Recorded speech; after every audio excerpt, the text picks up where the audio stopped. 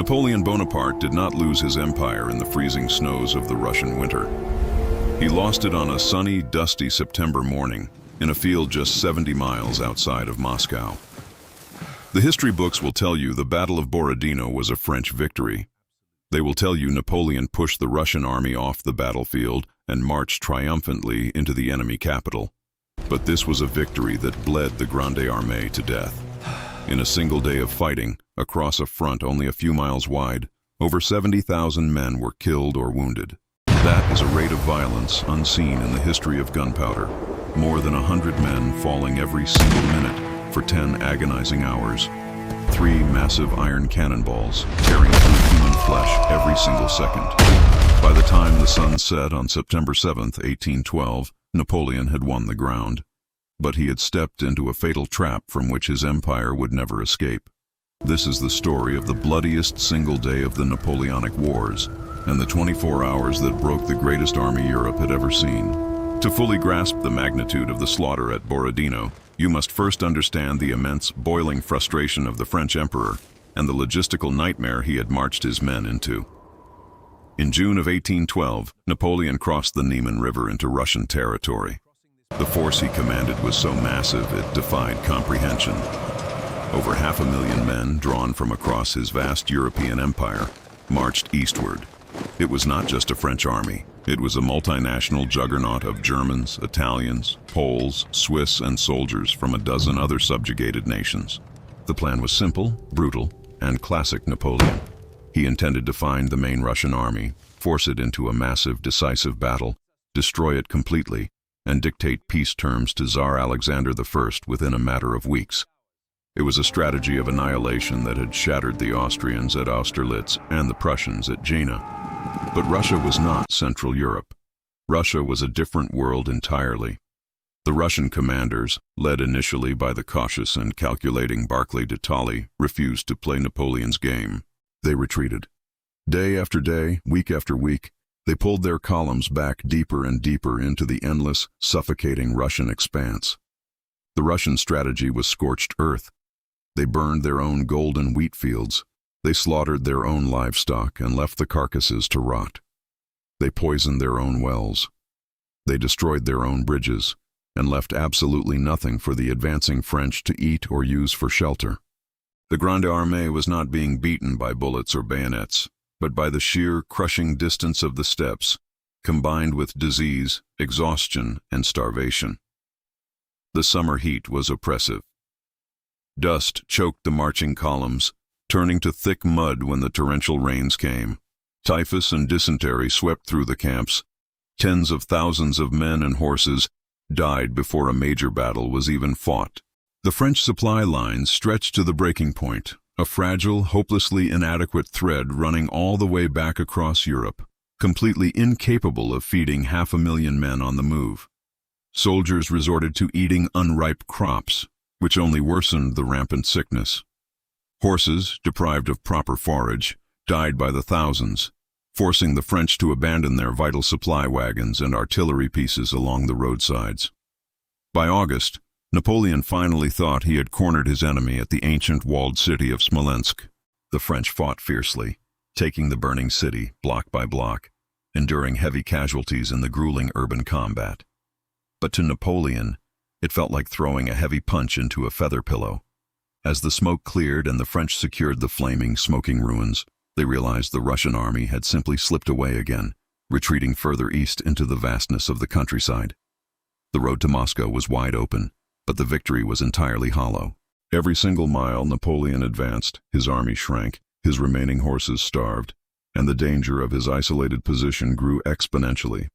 On the Russian side, however, the brilliant, agonizing strategy of retreat was causing an explosive political crisis.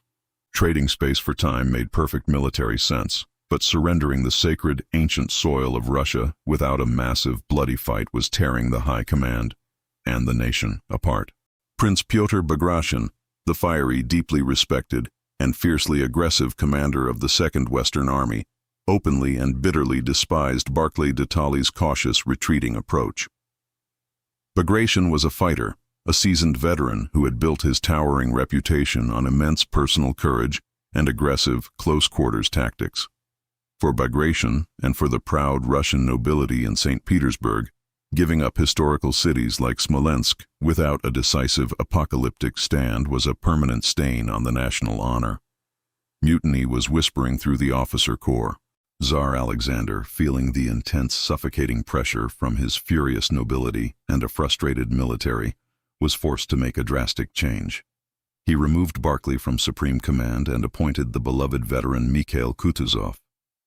Kutuzov was 67 years old, overweight, blind in one eye from a musket ball, and deeply aware of the brutal realities of war. He fully understood the cold logic of Barclay's withdrawals. He knew Napoleon was still incredibly dangerous, and that the Russian army was the only thing standing between the Tsar and total ruin. But Kutuzov also knew the immovable political reality of his appointment. He could not surrender Moscow, the spiritual heart of Mother Russia, without a fight to the death. The Russian army had to stand. They needed a battlefield where they could anchor their defense and bleed the French white. They found that ground near a small, unassuming village called Borodino. By early September, the stage for the apocalypse was finally set.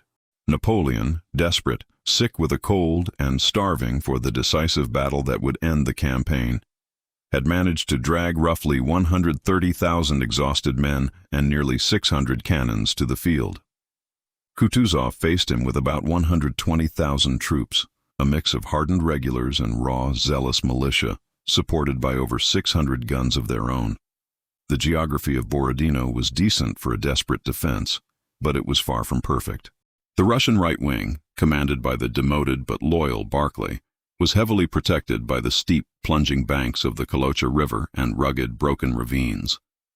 But the center and the left flank of the Russian line were dangerously exposed, resting on relatively flat, open farm fields. To compensate for this terrifying vulnerability, the Russians spent days digging frantic, massive earthworks into the soil. But before the main battle lines could even be fully drawn, blood had to be spilled. 2 days before the main engagement, on September 5th, the French vanguard collided with a heavily fortified forward position known as the Great Redoubt. It was meant to buy the Russians time to finish digging their main defensive line. Napoleon ordered it taken immediately. What followed was a vicious, bloody twilight struggle. For hours, French and Polish troops assaulted the hill. The redoubt changed hands repeatedly in the fading light. Infantry crossed open ground, swept by artillery, fought their way into the dirt walls with bayonets, lost it to Russian counterattacks, and charged right back in. By the time the Russians finally withdrew in the pitch black of night, the French had secured their deployment ground, but it had cost them nearly 4,000 men. The sheer ferocity of the defense at Shevardino was a grim warning. The Russians were no longer retreating. They had dug in to die. On the exposed left flank of the main Borodino line, commanded by the aggressive Prince Bagration, thousands of soldiers spent September 6th digging 3 V-shaped open-backed trenches known as the Bagration Flèches. In the dead center of the line, dominating a slight sloping hill that overlooked the approaches, they constructed a massive, heavily fortified artillery battery known as the Great Redoubt, which the French would soon terrifyingly dub the Great Redoubt. Further to the south, hidden in the dense woods around the village of Utitsa, more troops waited. These earthen structures were not permanent stone fortresses. They were hastily piled walls of dirt, wicker, and raw timber. But over the next 24 hours, they would become the most horrific slaughterhouses in European history. The absolute carnage began before the sun even fully rose on the morning of September 7th. Priests of the Russian Orthodox Church paraded the sacred Black Virgin of Smolensk icon through the lines, blessing kneeling soldiers who knew they were about to die. A solemn religious fervor gripped the Russian ranks. At exactly 6 in the morning, the heavy, damp morning fog was shattered by a massive French artillery bombardment that shook the ground for miles in every direction. The battle plan Napoleon had settled on was direct, unimaginative, and guaranteed to be exceptionally bloody. He had firmly rejected advice from his brilliant Marshal Davout to try a wide, sweeping flanking maneuver to the south through the woods of Utitsa. Napoleon feared that if he tried a complex maneuver, the Russians would simply pack up and retreat again in the confusion, denying him his decisive victory. He did not want to outmaneuver them. He wanted to crush them. Instead, he opted for a massive brute force frontal assault directly into the teeth of the Russian center. and left, aiming to crush Bagration's forces, shatter the earthworks, and physically break the Russian army in half. French infantry corps, led by veterans of a dozen campaigns, poured forward under the deafening, continuous roar of cannon fire. On the extreme left of the battlefield, the village of Borodino was quickly attacked and overrun by French light infantry. The Russian Jaeger regiments were violently pushed back across the river bridges in brutal close-quarters house-to-house fighting. The wooden houses caught fire, sending thick black smoke billowing into the sky. But the true, unimaginable horror of the morning was unfolding to the south, directed squarely at the Bagration Flèches. French marshals Davout and Ney, two of Napoleon's most ruthless and capable commanders, sent wave after massive wave of closely packed infantry columns toward the earthen walls. To reach the Flèches, the French soldiers, weighed down by heavy leather packs and muskets, had to cross hundreds of yards of completely open ground, fully exposed to the devastating, plunging fire of Russian heavy artillery. The math of this assault was terrifying. Solid iron cannonballs, weighing up to 12 pounds, skipped and bounced through the tightly packed French ranks at waist height, tearing through dozens of men at a time, severing limbs and leaving long, bloody lanes of shattered bodies in the tall grass. As the French columns closed the distance, the Russian gunners switched to canister shot, effectively turning their cannons into massive shotguns, filling the air with a blinding storm of jagged metal and lead balls. Yet, against all human instinct, the French pressed on. They reached the defensive works, climbing literally over the mounting piles of their own dead comrades to engage the defending Russians in savage, hand-to-hand combat inside the dirt trenches. Bayonets, heavy musket butts, trenching tools, and sheer desperate animal violence ruled the moment. The French would swarm a trench, bayoneting the defenders, only to be thrown out minutes later by a ferocious, screaming Russian counterattack rushing from the reserves. The ground inside and around the Flèches changed hands over and over and over again. It was total chaos.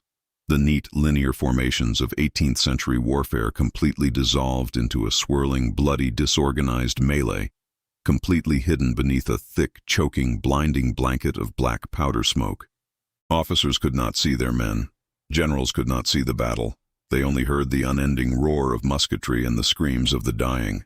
Right in the blistering center of this agonizing maelstrom was Prince Bagration. True to his legendary reputation, he absolutely refused to lead from the safety of a command tent in the rear. He rode his horse back and forth directly behind the Flèches, a highly visible target in a storm of lead. He personally directed reserve battalions into the meat grinder, inspired his terrified men by his mere presence, and frantically plugged the bloody gaps in his crumbling line. His sheer willpower was the only glue holding the desperately pressed Russian left flank together. But at a battle with the sheer density of fire of Borodino, personal courage is absolutely no shield against flying shrapnel. Late in the morning, amidst the deafening roar of a French barrage, a jagged shell fragment struck Prince Bagration squarely in the leg, shattering the bone and knocking him from his horse. He tried to hide the wound to prevent a panic, but the blood was pouring too fast. As the beloved general was carried bleeding from the field, a visible shockwave of panic and despair rippled through the Russian ranks. Command instantly broke down. Coordination vanished. The exhausted, decimated defenders of the Flèches, having repelled assault after assault, could no longer hold back the relentless, pounding French tide. The earthworks finally fell to the French for good, and the Russian left flank began to visibly buckle, retreating backward in dangerous disarray. Bagration would survive the day, but the infection from his shattered leg would kill him in agony just weeks later. From his command post, peering through a spyglass, Napoleon finally saw the opening he had sacrificed tens of thousands of men to create. The Russian line was bending backward. Their left was displaced. It was time to deliver the final crushing blow. He began organizing his massive reserves of cavalry to sweep through the gap, ride down the retreating infantry, and roll up the entire Russian army. But just as the French emperor prepared to exploit the collapsing left flank, a sudden chaotic threat materialized far to the north. Russian light cavalry, led by the wily Cossack General Platov and General Uvarov, had secretly crossed the Kolocha River and were suddenly sweeping violently toward the French northern flank and the vulnerable rear baggage trains. In reality, The raid was disorganized, it did not destroy any major French formations, and it never truly threatened to destroy the French army. But in the thick, confusing fog of war, Napoleon could not be sure what he was looking at. He was nearly 2,000 miles deep in hostile enemy territory, totally cut off from any hope of reinforcement. A massive threat to his rear could mean the complete annihilation of his entire army. The French war machine suddenly paused. Advancing reserves were halted in their tracks. Elite cavalry commanders were rapidly redirected to deal with the unexpected Cossack threat. That paranoid pause, which lasted for perhaps 2 agonizing hours, saved the Russian army from complete destruction. It gave the aging Kutuzov and his frantic generals the precious, critical time they desperately needed to untangle the bloody chaos on their left wing, bring up completely fresh, untouched reserves from the rear, and form a brand new, highly defensible line further back. By the time the French realized the cavalry raid was merely a distraction and restored order to their advance, the window of opportunity for a total, sweeping French breakthrough had snapped completely shut. With the left flank stabilized, the horrific afternoon dragged on, and French attention shifted entirely to the center of the Russian line. The new objective was the formidable Great Redoubt, the massive dirt fortress dominating the field. Napoleon, determined to crack the Russian center through sheer explosive force, massed an astonishing, unprecedented concentration of artillery against it. Over 300 French guns were rolled forward, axle to axle, and unleashed a sustained, apocalyptic hurricane of iron and explosive fire against the earthwork and the dense formations of Russian infantry massed in reserve behind it. The Russians answered immediately with over 300 heavy guns of their own. Over 600 cannons were now firing simultaneously, at maximum rate, directly into a space barely a single mile wide. The noise was no longer a series of explosions. It was described by shell-shocked survivors as a continuous, deafening roar, a terrifying physical pressure wave that shook the earth, made the air visibly vibrate, and caused men's ears to bleed. Solid shot literally plowed through the ranks. Men were completely vaporized by direct hits. Entire massive columns of Russian infantry, ordered to stand rigidly in reserve under the bombardment, without moving to prevent a rout, were slowly, systematically ground into bloody pulp. They lost hundreds of men by the minute without ever firing a single musket shot in return. The sheer mathematical expenditure of ammunition during this phase of the battle is mind-numbing. Over 110,000 artillery rounds were fired that day. If you average that incredible number out over the roughly 10 hours of main combat, it equals nearly 3 massive cannon shots fired every single second, non-stop, for the entire day. The gunners on both sides worked like demons in the suffocating black powder smoke, their faces blackened, their eardrums shattered, swabbing and loading cannons that grew so hot they threatened to cook off the powder charges before they could be rammed home. Under the suffocating cover of this apocalyptic bombardment, the French launched a massive, desperate combined arms assault directly at the Great Redoubt. French infantry divisions charged up the sloping front, absorbing horrific, devastating casualties as the Russian defenders fired point-blank canister shot directly into their densely packed faces. At the exact same time, French heavy cavalry, including massive Saxon cuirassiers in gleaming metal breastplates and helmets, performed a seemingly impossible suicidal feat of riding. They charged up the steep, bloody slopes, wheeled around the vulnerable open back of the earthwork, and actually spurred their massive war horses up and over the dirt parapets, leaping directly into the fortification. The fighting inside the enclosed space of the redoubt was an absolute massacre. Russian artillerymen, knowing they were overrun and outmatched by the armored cavalrymen, completely refused to surrender. They fought to the bitter death, swinging heavy wooden ramrods and short swords around their glowing hot cannons, until they were finally cut down and speared by French heavy sabers and bayonets. The dirt floor of the redoubt became a literal swamp of blood and entrails. But even as the redoubt fell, the battle did not end. Behind the fallen redoubt, the Russian reserve stepped forward, and the greatest cavalry clash of the day erupted. Thousands of French and Allied horsemen crashed into the Russian Guard cavalry. Cuirassiers, lancers, hussars, and dragoons engaged in a swirling metallic nightmare of flashing steel and screaming horses. The ground trembled under the weight of the charges. Sabers hacked through bone and armor. The sheer weight of the Russian counter-charges eventually halted the French momentum. The French had taken the center. The redoubt belonged to Napoleon, but they could advance no further. The Russian army was now bleeding from 1,000 mortal wounds. Their original prepared defensive positions were entirely gone. Their casualties were absolutely astronomical, numbering in the tens of thousands. The very center of their line was broken and pushed back. French commanders, covered in dust, sweat, and blood, galloped furiously to Napoleon's command post, practically begging the emperor to finally unleash his ultimate weapon, the Imperial Guard. The Guard was Napoleon's elite, tens of thousands of crack veteran troops who had stood idle all day and had not yet fired a single shot. They were the men who had won Austerlitz, the undefeated core of the French military.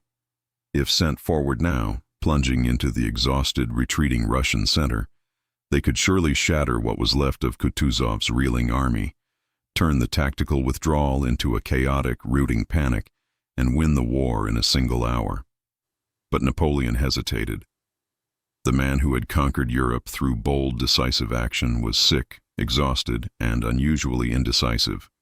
He looked out through his glass over a horrific battlefield completely obscured by dark smoke, a landscape literally paved with tens of thousands of mutilated corpses and screaming, dying men.